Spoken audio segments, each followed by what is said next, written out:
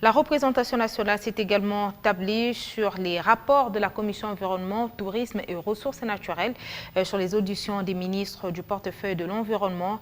La créance de 250 millions de dollars américains que doit la compagnie CKK à la GECAMIN ainsi que la problématique de la gestion des parcs nationaux ont été le point chaud soulevé par les députés nationaux Jean Kimbunda et rapporteur de la Commission environnement à l'Assemblée nationale.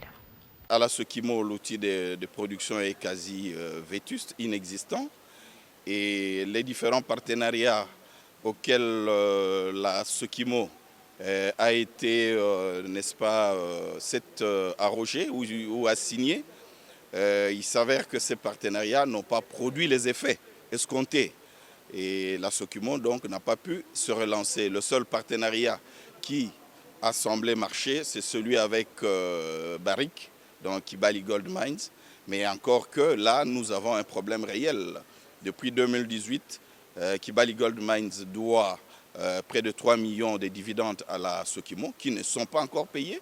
Il est anormal qu'en fin d'exercice 2018, les actionnaires déclarent en Assemblée générale un bénéfice qui est réparti à tous les actionnaires et l'actionnaire Sokimo ou l'État congolais ne reçoit pas les 3 millions et l'État ne s'en offusque même pas. C'est quand même anormal. Et il est davantage plus anormal pour une autre grande société de l'État qui est devenue aujourd'hui le fleuron de notre économie parce qu'il y a 12 ans en arrière, la GECAMIN était dans un état tel qu'on ne pouvait même pas faire confiance à cette entreprise. Aujourd'hui, la GECAMIN attise les envies et les appétits gloutons des hommes politiques et des mandataires publics.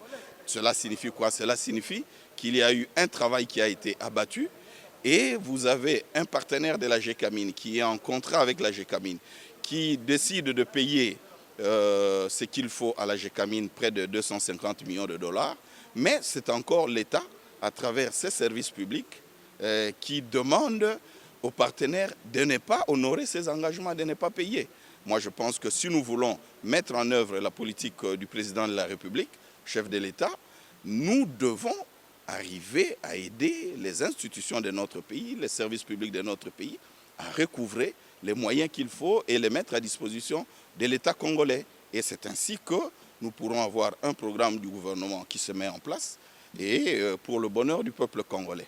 Au niveau de l'environnement avec les aires protégées, il y a un dialogue participatif que nous allons encourager, une mission d'enquête qui va être déployée aussi dans les parcs nationaux, les aires protégées, notamment à Virunga, Kaouzi-Biega, à Upemba, où à Upemba, Kundelungu, il n'y a rien de tout ce qui est social qui soit fait en direction des populations riveraines.